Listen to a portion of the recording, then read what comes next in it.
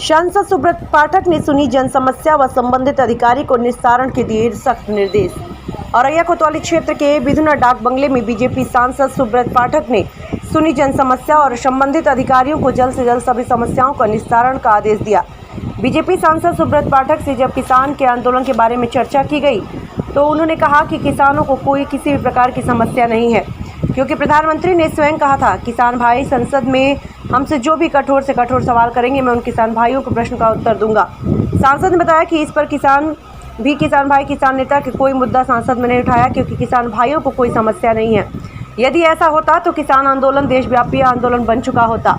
जन सुनवाई के दौरान सांसद के साथ जिला पंचायत अध्यक्ष कमल दोहरे, बिधुना विधायक प्रतिनिधि देवेश शाक्य, धीरेन्द्र गौड़, जिला महामंत्री ऋषि पांडे, जिला मंत्री अमित मिश्रा, शीश कुमार पाल, कन्हैया लाल गुप्ता, अरुण सक्सेना, कुणाल तिवारी आदि लोग मौजूद रहे। अमित कुमार शर्मा, बिधुना औरैया की रिपोर्ट।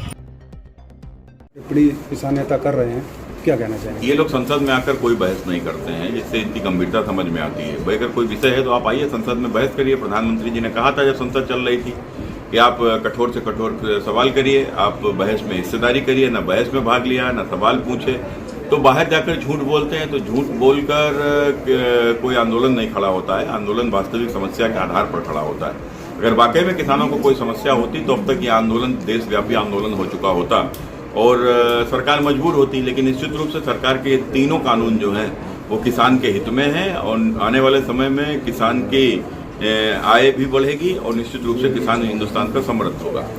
2022 का चुनाव की अधिकृत तौर पर घोषणा नहीं हुई है, लेकिन राजनीतिक दल एक दूसरे पर टीका टिप्पणी कर रहे हैं। भारतीय जनता पार्टी के बिंदुओं को लेकर जनता की राय है। भारतीय जनता पार्टी ने अंत्योदय और सुशासन के आधार पर काम किया है, तो निश्चित रूप से जो अति पिछड़ा, अति दलित, ये इस प्रकार से जो गरीब अंतिम पायदान पर खड़े हुए जो व्यक्ति थे, इनका विकास करने का काम किया है। कानून व्यवस्था की उत्तर प्रदेश में सुधारा है। कानून के राज की स्थापना करने का काम भारतीय जनता पार्टी की सरकार ने किया है। मैं समझता हूं कि हर मोर्चे पर पार्टी ने अपना काम किया है। तो इसलिए अपना चाहे वह विकास से संबंधित काम हो, कानून व्यवस्था से संबंधित काम हो, तो हर क्षेत्र में हमारी सरकार ने काम किया है। उस सरकार के काम के आधार पर हम एक बार फिर से जनता के बीच में जा रहे हैं और मुझे भरोसा है कि भारतीय जनता पार्टी एक बार प्रचंड बहुमत के साथ फिर से उत्तर प्रदेश में सरकार बनाएगी।